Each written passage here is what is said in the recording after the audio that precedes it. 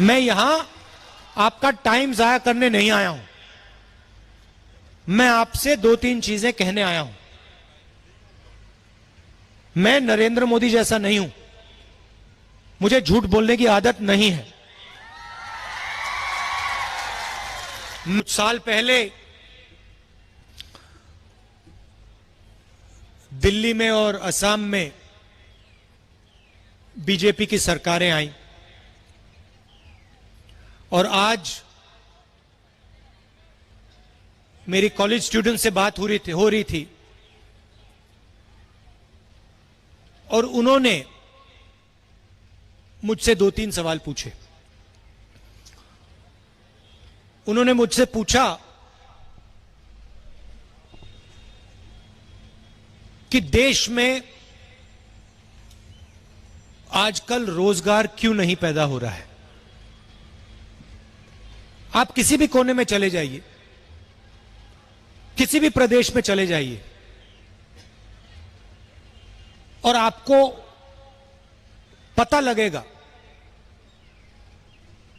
कि हिंदुस्तान अपने युवाओं के लिए रोजगार नहीं पैदा कर पा रहा है। ये सच्चाई है, ये असम की सच्चाई है, ये हिंदुस्तान की सच्चाई। प्रधानमंत्री ने बड़े बड़े भाषण दिए हैं, make in India, startup India,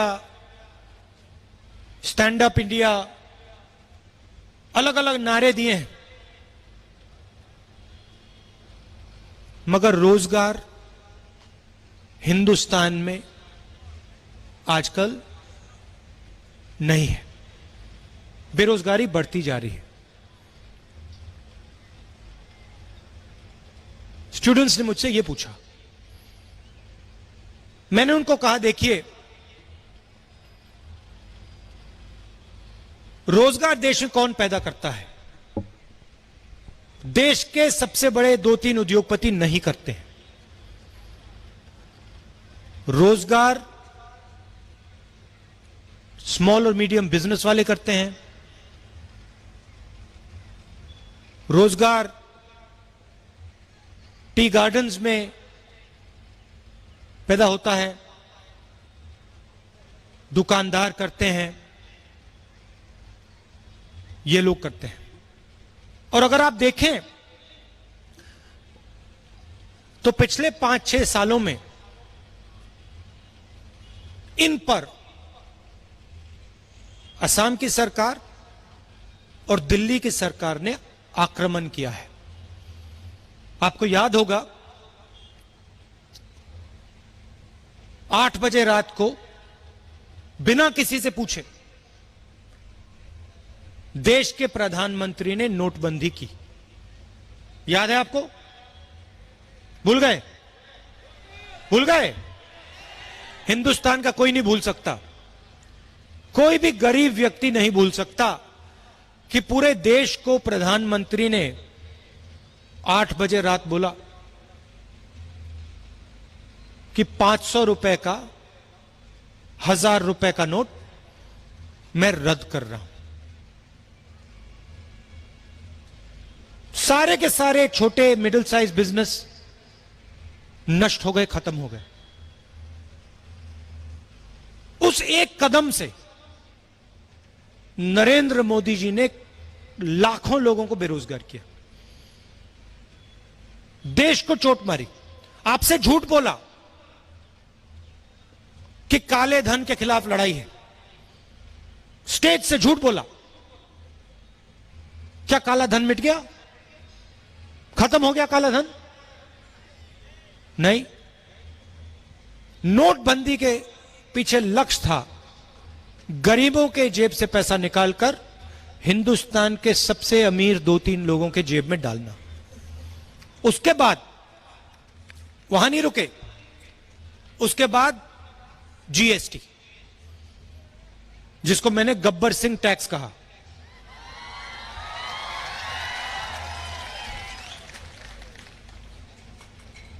Gabbar Singh tax, 5 अलग अलग टैक्स, 28% टैक्स।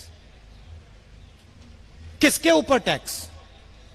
हिंदुस्तान की गरीब जनता पर, किसानों पर, मजदूरों पर, छोटे दुकानदारों पर, स्मॉल मीडियम बिजनेस वालों पर। जो नोटबंदी से बच गए वो जीएसटी में डूब गए।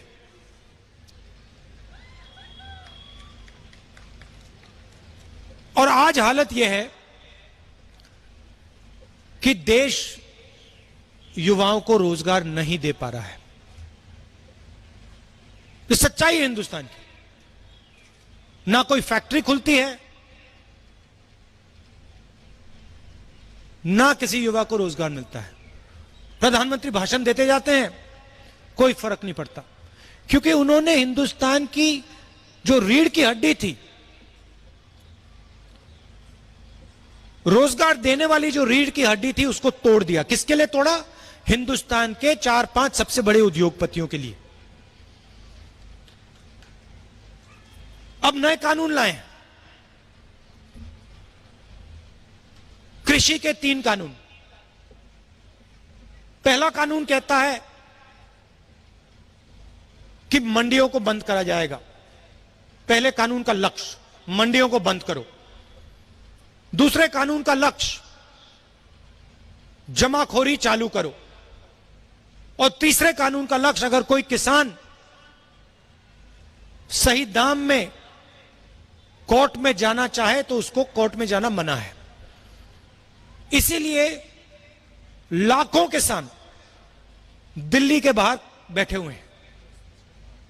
और नरेंद्र मोदी क्या कहते हैं? नरेंद्र मोदी कहते हैं कि ये लोग आतंकवादी हैं। 2-3 उद्योगपतियों को हिंदुस्तान की पूरी कृषि का जो बिजनेस है वो पकड़ाना चाहते हैं। असम आते हैं, आपसे वायदे कर जाते हैं। पिछले चुनाव में उन्होंने वायदा किया था कि टी गार्डन के वर्कर्स को वो उनका वेज बढ़ा के देंगे। आजकल आपको कितना पैसा मिलता है? 167। सही? बीजेपी के लोगों ने आपसे क्या वायदा किया था? कितना?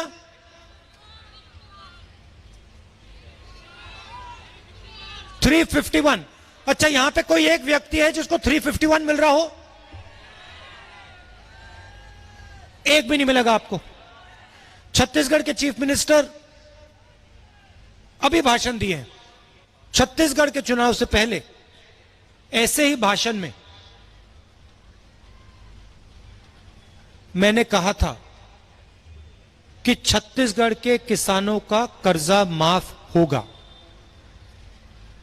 बीजेपी वालों ने कहा पैसा नहीं है। मैंने कहा हम पैसा निकाल के दिखा देंगे, पैसे की कोई कमी नहीं। मैं आपको बता रहा हूं और आप इस बात को चेक कर लीजिए।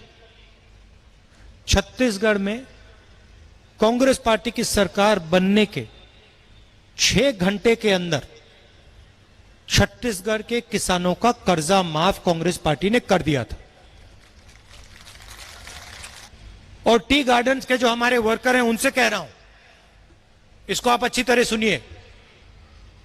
कांग्रेस पार्टी की यहां सरकार आएगी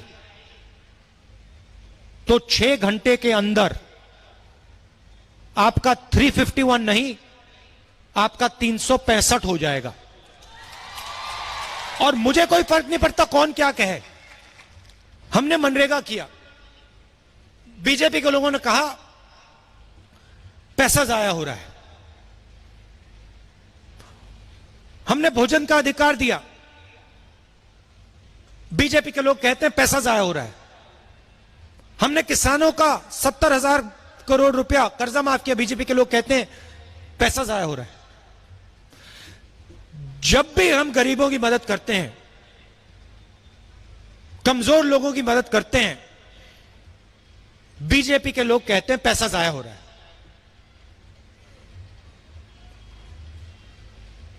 और जब गुवाहाटी के एयरपोर्ट को वो अपने मित्र को बेच देते हैं तो फिर वो कहते हैं पैसे का सही इस्तेमाल हो रहा है।